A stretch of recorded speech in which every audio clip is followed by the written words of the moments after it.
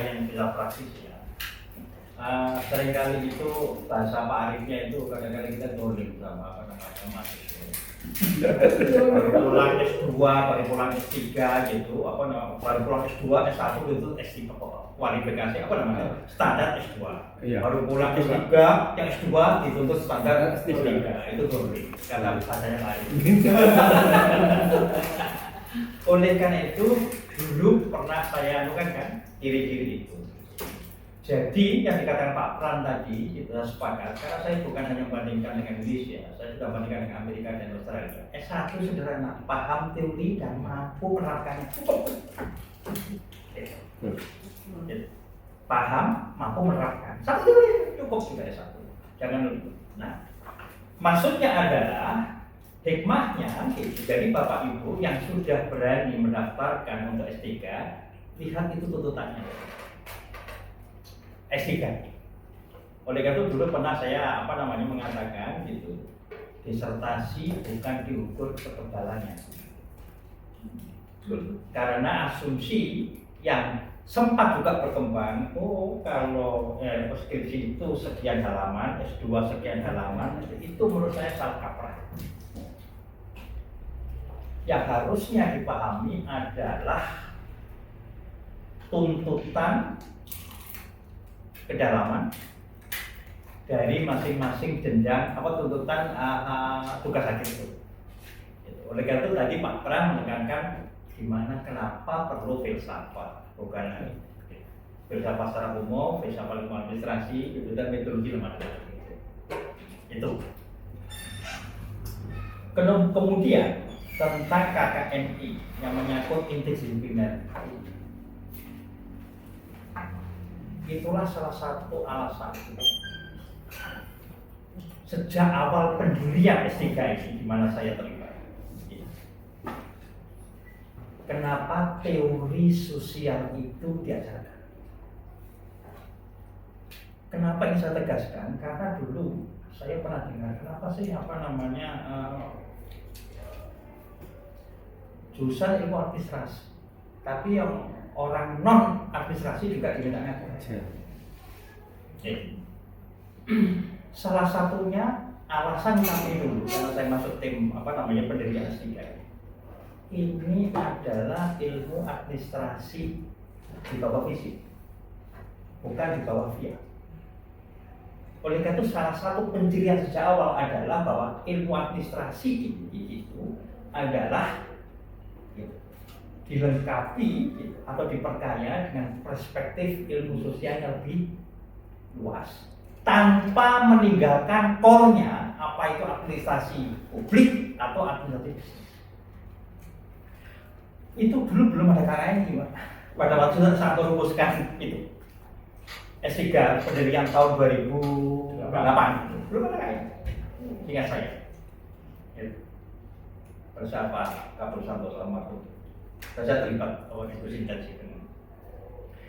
Keluarnya KKNI itu membuat bahwa pemikiran awal kita yang benar.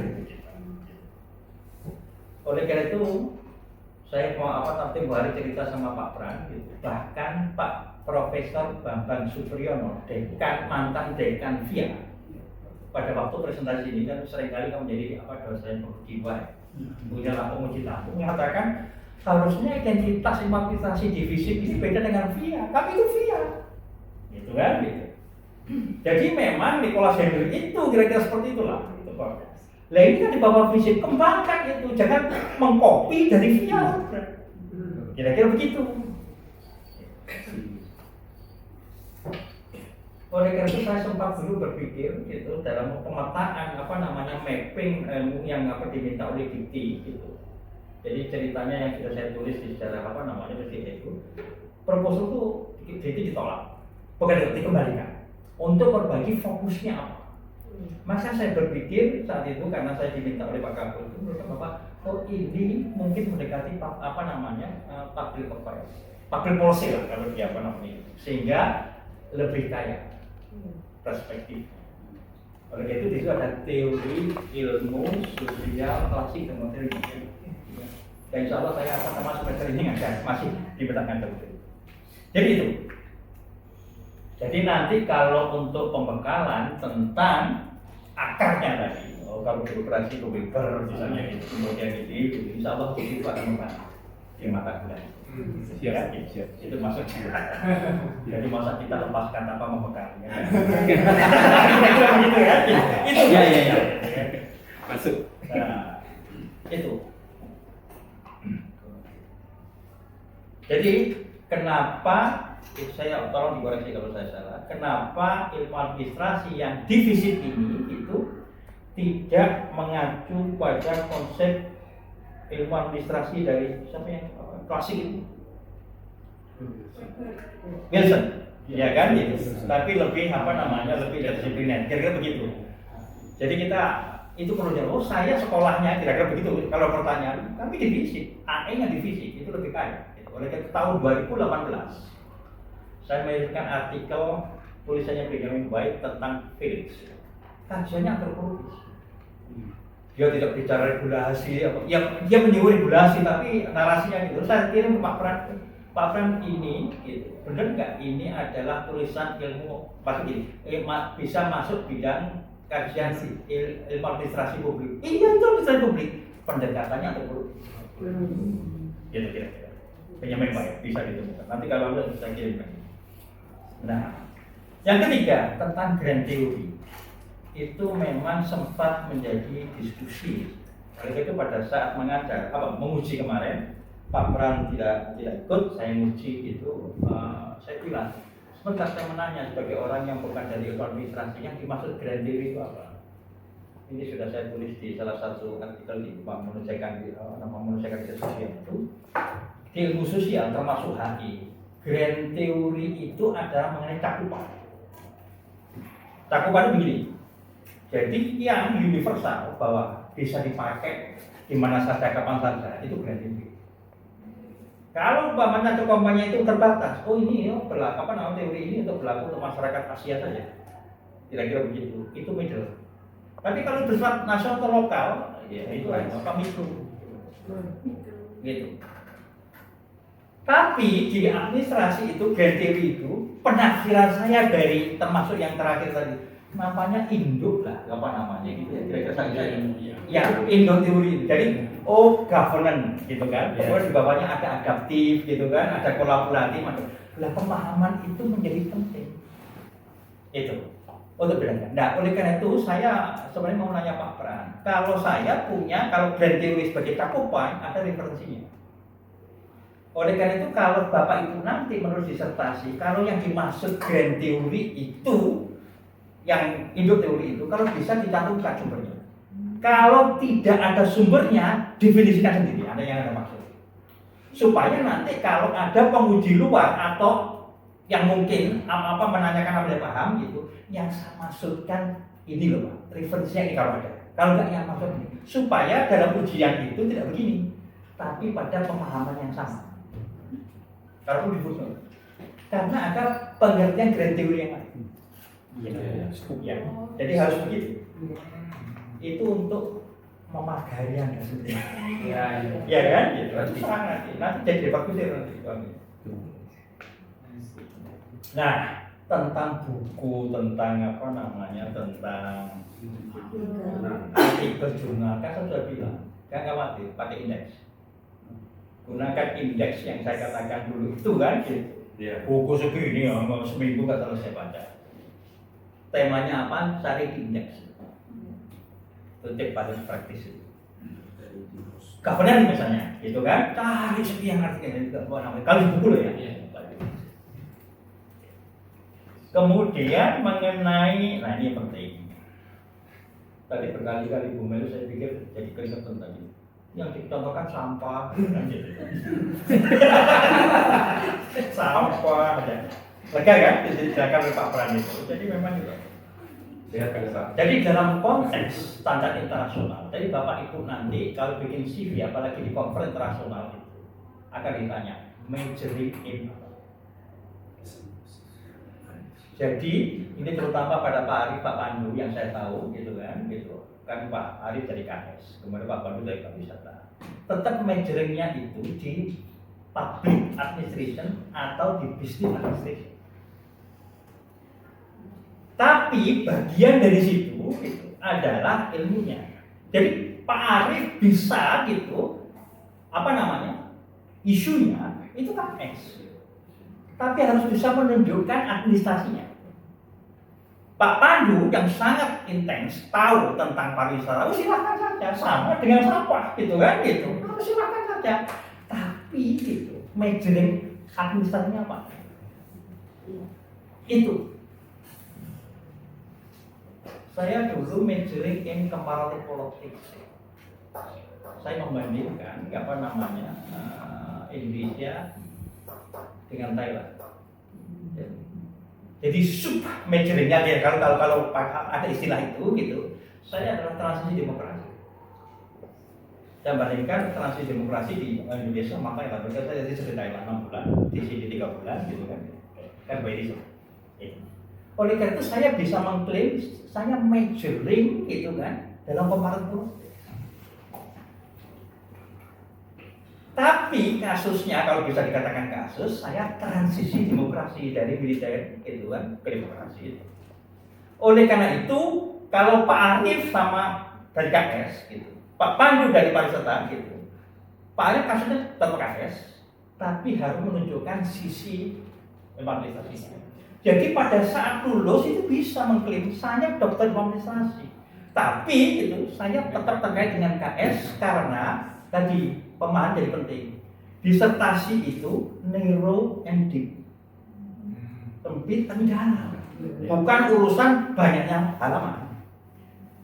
Tentu didukung oleh landasan filosofi, metodologi, dan macam-macam yang bisa diperlukan untuk ketentuan S3.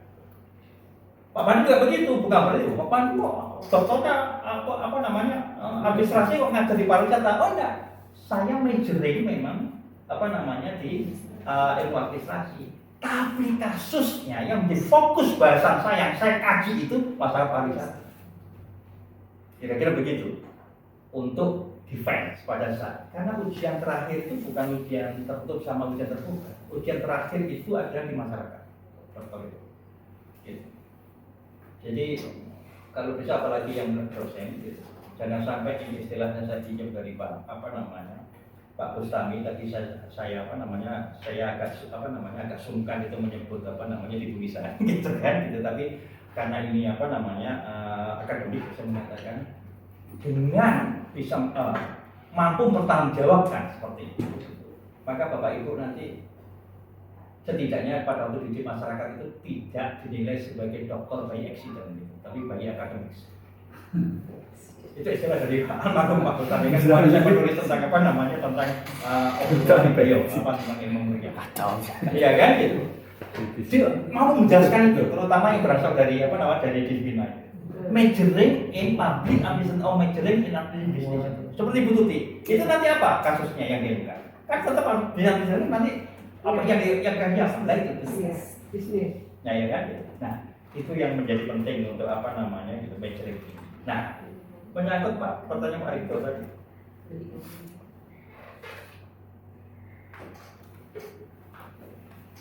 Tadi menyebut Fox view ya.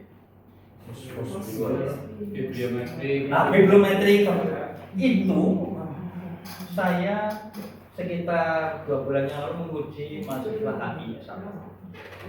Dia pakai bibliometri jadi bisa bukan kajian ini sisi ini yang kurang diperhatikan. Ya.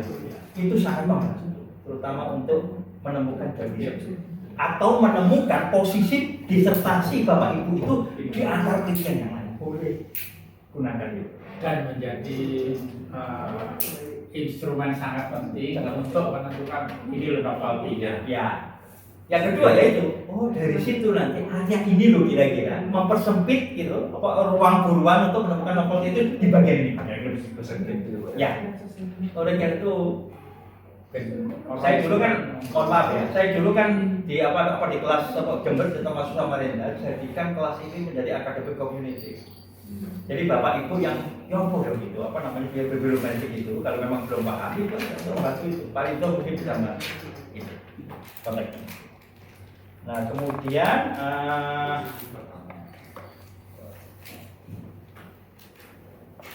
Ya, diplomatik juga.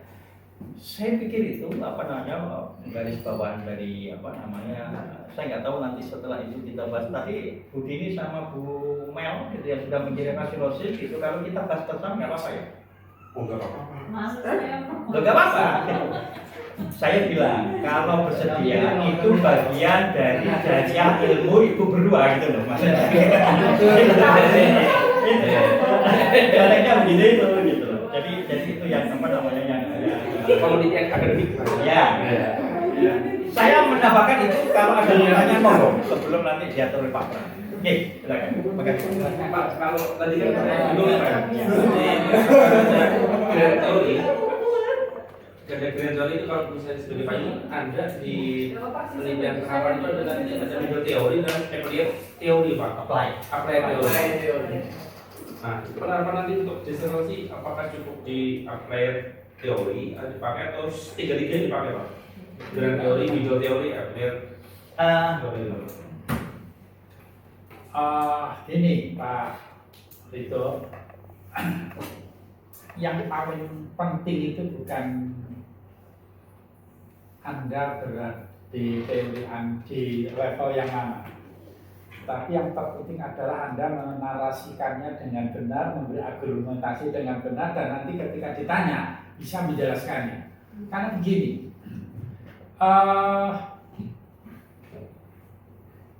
cara bercocok tanam itu kan bukan administrasi negara.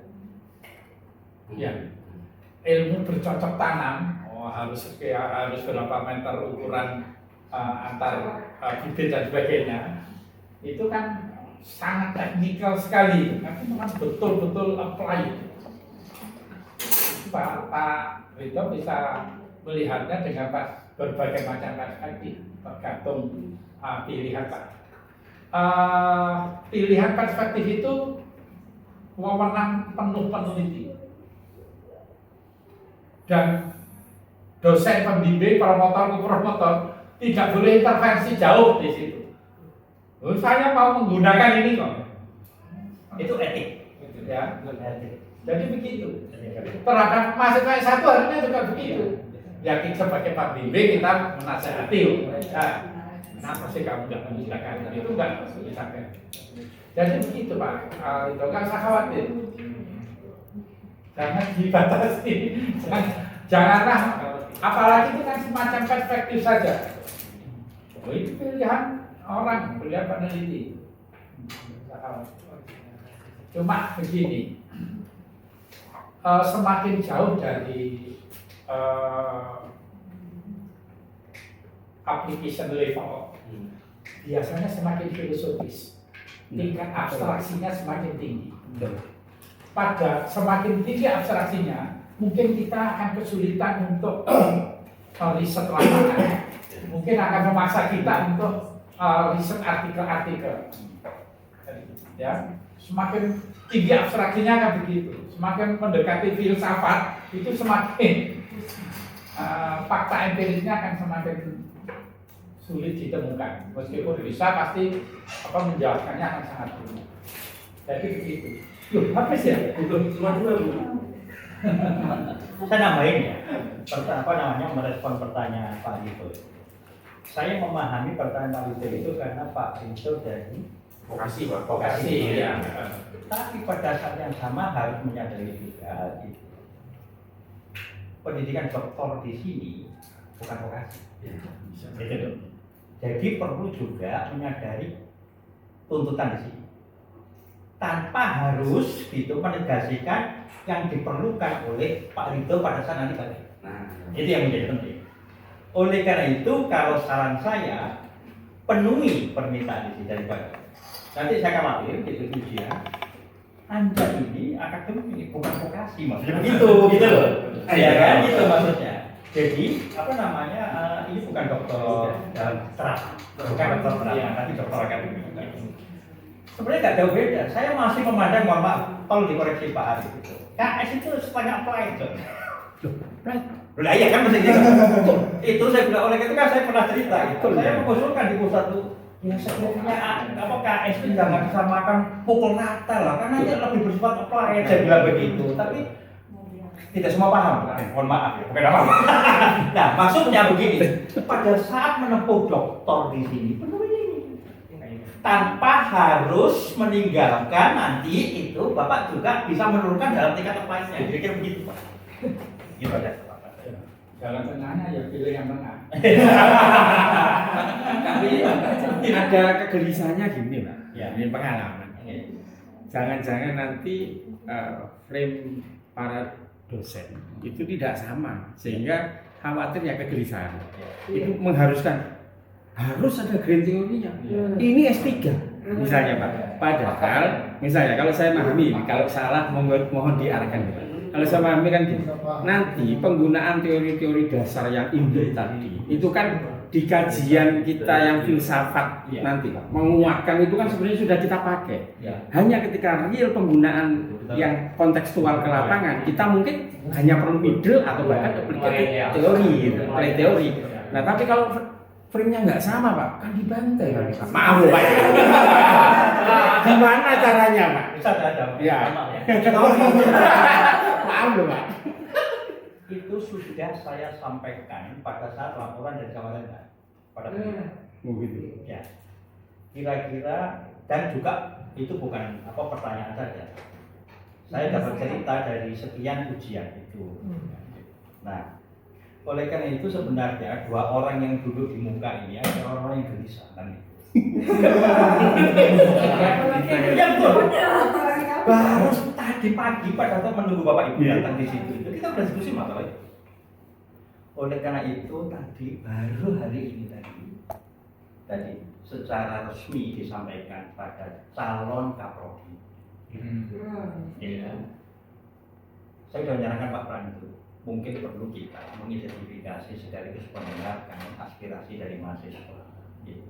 Sebagai bagian stakeholder masalah apa saja yang perlu.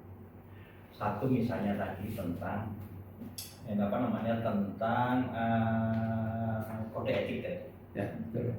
Promotor itu tidak bisa mengarahkan advice mungkin kan gitu. Ini sudah jadi diskusi.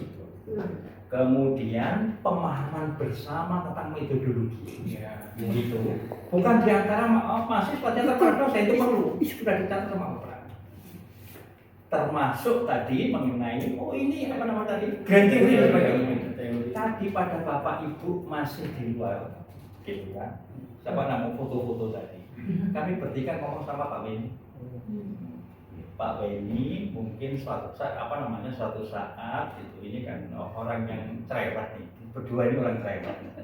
Iya kan? Kalau Pak Weni nanti umpamanya bersedia untuk membincangkan masa depan S3 dalam konteks isu-isu strategis yang perlu diantisipasi. Oh, saya terbuka Pak, nanti kita bicara. Moga-moga kegelisahan Bapak Ibu nyampe nanti di situ. Karena pada saat sekitar 2 minggu yang lalu itu HI jurusan saya melakukan kolegium teori dan metodologi karena untuk tujuan seperti itu supaya mahasiswa kalau ujian skripsi tidak bingung gitu kan gitu. Pak Weni itu Pak ini acara apa? Kata gitu yang membuat saya optimis tadi. Acara apa itu saya jelaskan ini karena keluar dari mahasiswa satu sosiologi bahwa minta bahwa dosen-dosen ini dari Pak Mudi dosen dari Pak Mudi dari sosiologi itu mengatakan semacam jajak pendapat curhat mahasiswa seluruh curhat itu. Salah satunya bahwa kami kira-kira begitu, bahwa kami itu disediakan dosen-dosen yang paham teori. Maka itu saya saat mengupload di HI gitu, respon 50% dosen lebih setuju untuk melakukan kolegium itu. Maka wujudnya tuh, saya spread ke Pak Pran, nggak tahu Pak Pran nanti melanjutkan itu di jurusannya. Nah, pada saat itu Pak Weni sadar, oh itu penting Pak, gitu, itu penting Pak. Bahkan di S3. Nah itu yang saya tadi cerita Pak Pran. Kelihatannya Pak Weni juga menyadari itu. Moga-moga bisa mendorong dan kekhawatiran itu moga-moga semakin tidak menjadi kekhawatiran. Teman-teman masih menyimpan materi kuliah saya review metodologi kan? Di beberapa slide di bagian awal slide itu materi itu ada kutipan pertanyaan mahasiswa saya. Saya waktu itu kerja di Aceh. Kerja di Aceh di tahun 2005. Menerima pertanyaan dari mahasiswa di sini. Pertanyaan saya simpan dan saya masukkan di materi kuliah saya review metodologi. Pertanyaan tentang Pak, apa sih bedanya ini dengan itu? Pak, apa sih ciri-ciri kuantitatif itu? Apa sih ciri-ciri kualitatif? Itu tahun 2005. Salah satunya adalah curhat seorang mahasiswa. Pak, kata dosen itu begini, kata dosen itu begini. Tahun 2005. Nggak selesai sampai sekarang. Iya. Iya. 20 tahun lebih. Persoalan itu nggak selesai. Iya.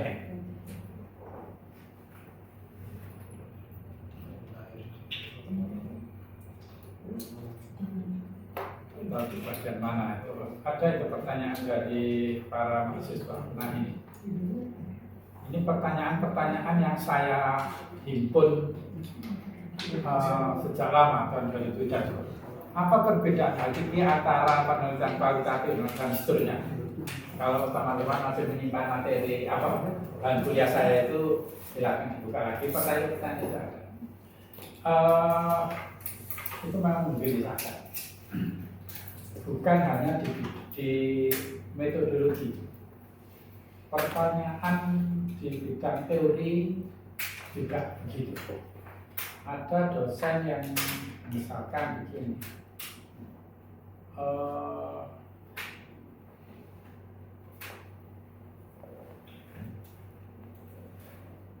kalau kita ini fungsi teori dalam penelitian. Saya sudah berkali-kali diskusi dengan Pak Bayu. Ketika saya punya pendapat, kalau kita melakukan penelitian dengan pendekatan kualitatif, maka ketika berada di lapangan, teori yang kita gunakan di bab 2 itu tidak boleh kita gunakan untuk menuntun kita ketika bertanya kepada informan. Contohnya, penelitian tentang implementasi kebijakan. Kita gunakan teori model kebijakan, misalkan model implementasi kebijakan JOS Edward 3 yang terdiri atas 4 dimensi. Dimensi disposisi, struktur birokrasi, komunikasi, dan sumber daya. Banyak sekali skripsi, bahkan di S3 yang ketika berada di lapangan, ketika menulis bukan ketika berada di lapangan, ketika menulis bab 4 pembahasan isinya ya subbab tentang disposisi, subbab tentang sumber daya, subbab tentang komunikasi dan sumber. Saya tanya, berarti ketika di lapangan saudara bertanya tentang Pak disposisinya bagaimana, Pak komunikasinya benar. Itu otak kuantitatif, itu otak deduktif ya sebenarnya. Jadi di lapangan dituntun oleh teori, dituntun oleh konsep. Nah, perdebatan mengenai hal seperti ini juga terjadi di para dosen. Jadi Mas Arief dan teman-teman ini memang di tingkat dosen pun perlu pemahaman bersama mengenai hal itu yang bisa dijanjikan oleh paling ya, oke kita akan mencoba melakukannya di Kolukui. Mengintervensi mahasiswa aja nggak boleh terlalu jauh, apalagi mengintervensi dosen lain. Marah. Perbedaan Nah metodologi. itu berkaitan dengan ya soal nasib juga. Makanya ini guyon tapi serius. Teman-teman, kalau bisa menyelesaikan disertasinya secara cepat, jangan sombong, jangan cuma dulu. Mungkin itu terjadi karena dosennya baik hati. Betul. Kan sama dengan kita berperan dengan Mas Reksa. Sekian lah soalnya. Soal rezeki tadi. Teman-teman, ini sudah jam 12 lebih. Waktunya kita makan siang. Setelah itu apa? Kita makan. Loh, kita kan hari ini mendiskusikan yang materi. Hari ini satu saja. Besok beri. Kan